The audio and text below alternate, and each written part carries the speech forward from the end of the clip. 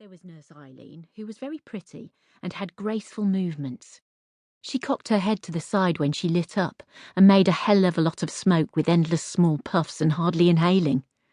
Also, she hated feathers. Finally, there was Nurse Deanna, who seemed completely normal in every way. She had a nice voice and honey-coloured hair and sang "Take Me Home Country Roads" while she went about her business. Her name was Diana, but she pronounced it Deanna.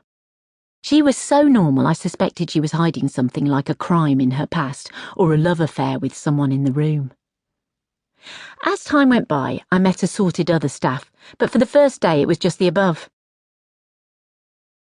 After coffee break, Matron Miranda and I followed the owner's wife and went off for a tour of the house. I'd already heard from Miranda that it had been quite grand until the owner's family had been forced to turn it into a business due to complicated money difficulties. The owner had hoped to start up a boarding kennels for dogs, but his wife had insisted on a nursing home for elderly gentlefolk.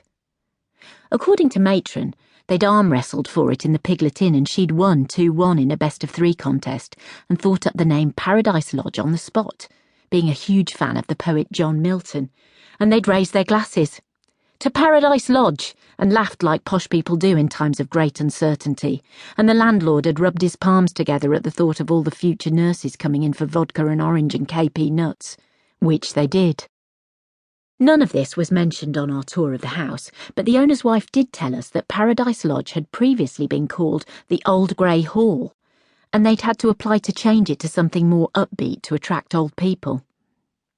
They soon found out that changing a house name is quite a complicated business, but they changed it anyway, having had all the advertising and headed paper done.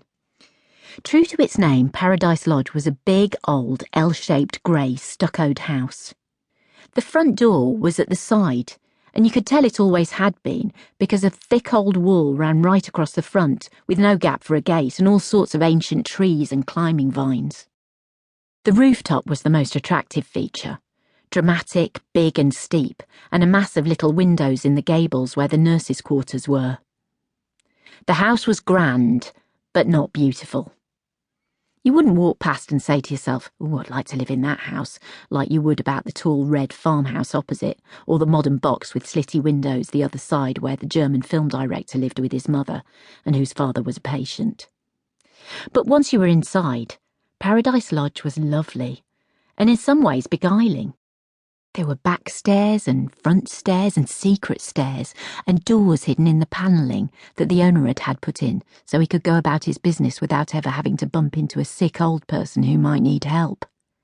There were outhouses, including a stable and a summer house.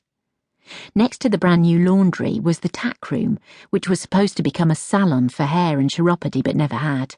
And beside that was the boot room, which was now the morgue, and had a bench, a candle, a cross, and a Bible, and for some reason a little brass bell. I imagined ringing it like mad if ever I was in there and a dead body came back to life. Next to that was the larder. The owner's wife pointed out things along the way, and always Matron would chip in, trying to be helpful but sounding like an idiot.